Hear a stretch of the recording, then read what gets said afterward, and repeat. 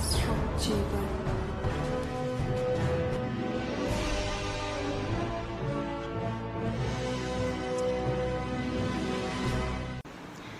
नमस्कार दोस्तों, कैसे हैं आप सभी। आई होप आप सब अच्छे होंगे।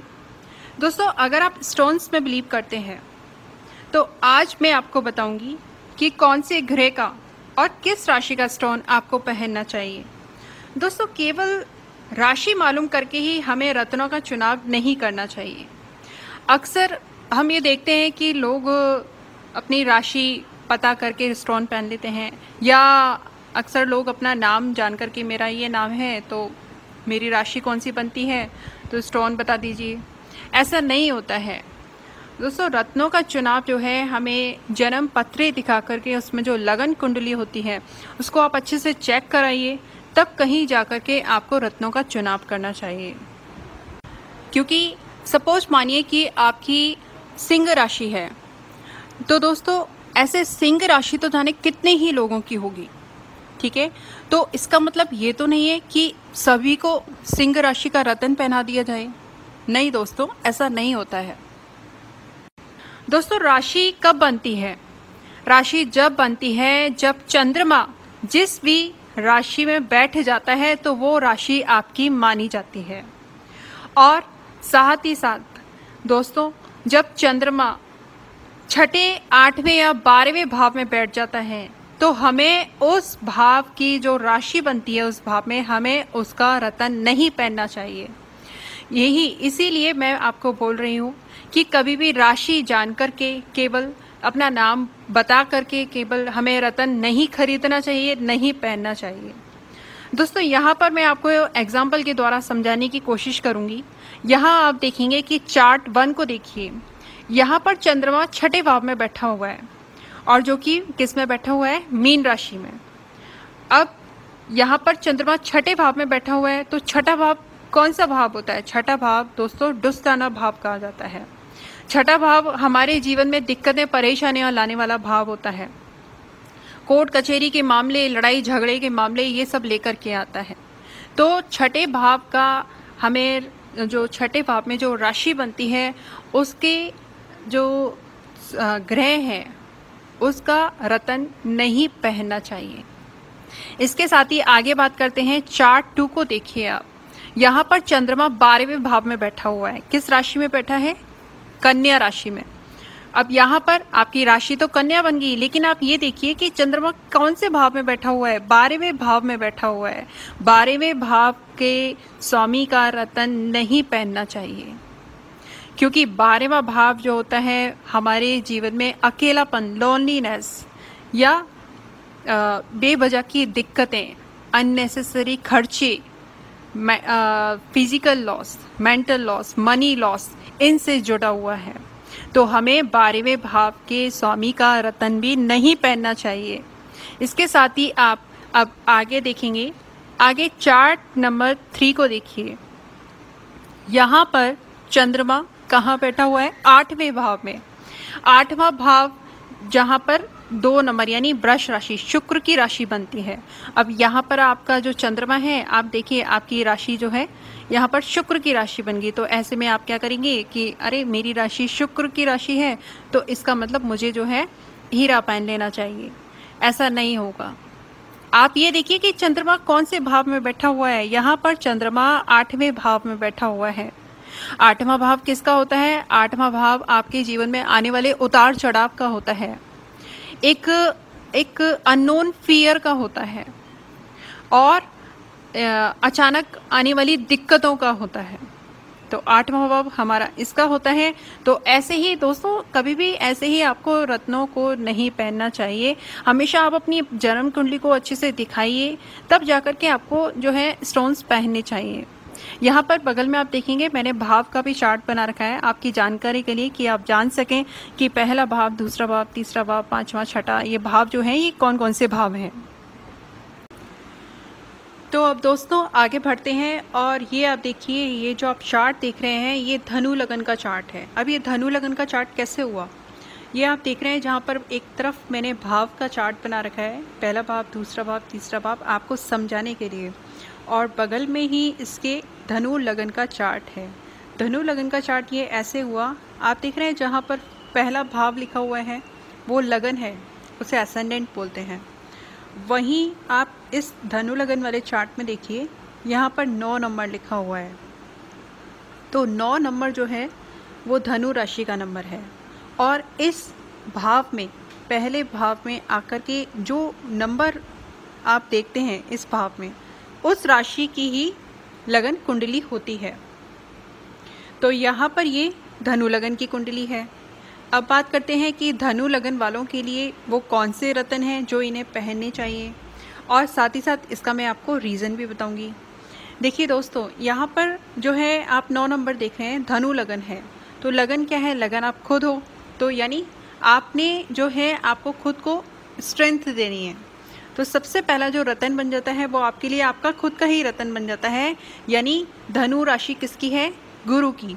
तो गुरु महाराज का पुखराज रतन आपके लिए सबसे पहला रतन बनता है। साथ ही साथ आप देखेंगे कि गुरु की जो दूसरी राशि है, मीन राशि, वो कहाँ पर है? वो आपके चौथे भाव में है। चौथा भाव किसका होता है? हमारे सुख सुविधाओं का, कंफर्ट जोन का, माँ से मिलने वाले सुख का, माँ से मिलने वाले प्यार का, और हमारे जो घर परिवार है उसमें जो सुख हम जो देखते हैं वो जो है वो चौथे भाव का होता है। तो यहाँ पर आपके लिए जो पुखराज, देखिए पुखराज जो रत्न है वो 2 तरह से काम करेगा, एक तो आपके लगन के लिए और दूसरा आपके 4th हाउस के लिए। तो ये रत्न आपके लिए सबसे मेन बन जाता है।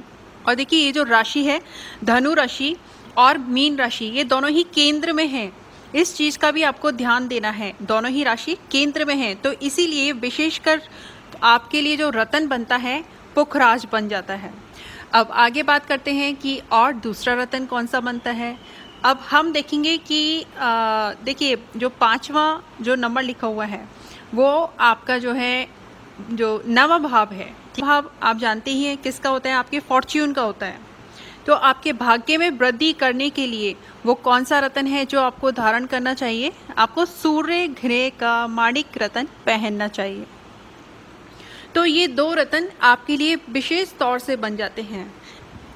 आपको एक चीज़ का जरूर ध्यान रखना है कि अगर इनमें से कोई सा भी ग्रह, जैसे गुरु या सूर्य, ये 2 ग्रहों के मैंने आपको रत्न बताए हैं, इनमें से कोई भी ग्रह 8वें भाव में, 6ठे भाव में, 12वें भाव में बैठ जाते हैं तो आपको इनका रत्न नहीं पहनना है। और साथ ही साथ आपको मैं ये भी बता देती हूँ कि आप गुरु ग्रह का रत्न पहनते हैं पुखराज, तो वो आपको कब पहनना है? दोस्तों देखिए, गुरु का जो बार होता है वो गुरुवार होता है। तो पहली बात, ये रत्न आपको गुरुवार को पहनना है। कौन सी फिंगर में पहनना है? ये आपको इंडेक्स फिंगर पे पहनना है। आप राइट हैंड वर्किंग है तो आप राइट हैंड में पहनिए, आप लेफ्ट हैंड वर्किंग है तो आप लेफ्ट हैंड में पहनिए। और बात करते हैं कि सूर्य ग्रह का रत्न आपको कब पहनना है। देखिए सूर्य ग्रह जो है, सूर्य का दिन कब होता है? रविवार का दिन, तो इसीलिए आपको रविवार को पहनना है। आपको कौन सी उंगली में पहनना है?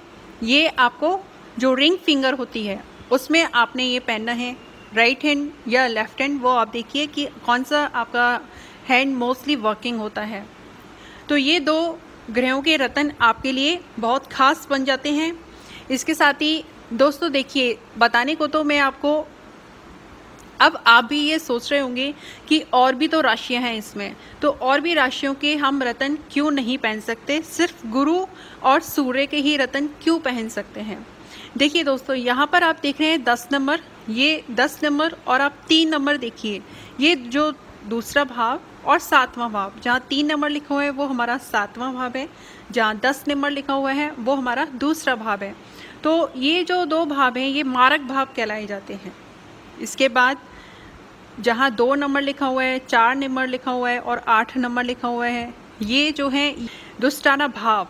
इन भाव के हमें जो हमारा कोई ग्रह, जैसे कि हमारे शुभ ग्रह इसमें गुरु हैं, सूर्य हैं, अगर ये इन भावों में आकर के बैठ जाते हैं 6ठे, 8वें और 12वें में, अपनी पॉजिटिव, इनके पॉजिटिव जो रिजल्ट्स हैं उनमें थोड़ा कमी देखने को मिलती है।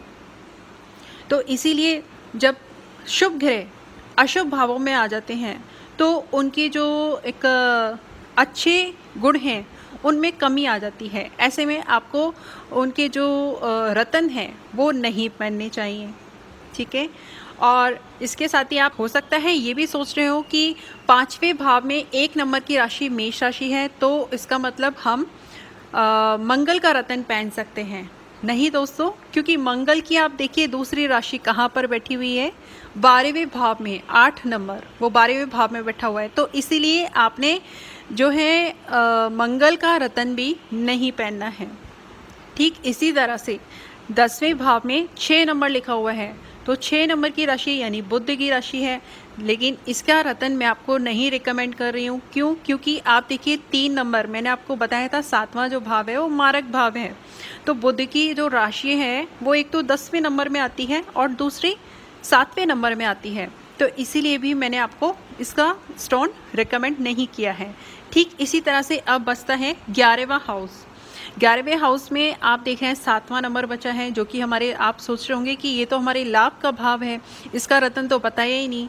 देखिए आपके ये लाभ का भाव है, लेकिन ये शुक्र की राशि है और शुक्र की दूसरी राशि कहाँ बैठी हुई है, 6ठे भाव में, वृष राशि। जो 2 नंबर लिखा हुआ है वो वृष राशि है। तो इसीलिए भी मैंने आपको शुक्र का जो स्टोन है वो रेकमेंड नहीं किया है। अब आपके लिए, अब आप अच्छे से समझ गए होंगे कि आपके लिए 2 रत्न बनते हैं, गुरु ग्रह का रत्न और सूर्य का रत्न। गुरु का पुखराज रत्न आप पहने, सूर्य का माणिक रत्न पहने। लेकिन दोस्तों एक बात मैं आपको जरूर बोलना चाहूँगी कि आप किसी भी रत्न को धारण करने से पहले आप अपनी जन्म कुंडली का अच्छे से विश्लेषण जरूर करा लें। क्योंकि देखिए यहाँ पर मैंने आपको स्टोन्स बताए हैं, लेकिन मुझे नहीं पता कि आपके प्लैनेटरी कॉम्बिनेशंस आपके चार्ट में क्या हैं, किस तरह से हैं, तो वो चीज़ देखना ज़्यादा ज़रूरी है। इसीलिए बेहतर है कि आप किसी को अपनी जन्म पत्री दिखाएं और उसके बाद ही आप स्टोन्स पहने। यहाँ पर मैंने आपको जानकारी दी है कि धनु लगन वालों के लिए कौन से रत्न बनते हैं। तो दोस्तों इसी के साथ मुझे दीजिए इजाज़त। मेरी वीडियो देखने के लिए आपका बहुत बहुत धन्यवाद।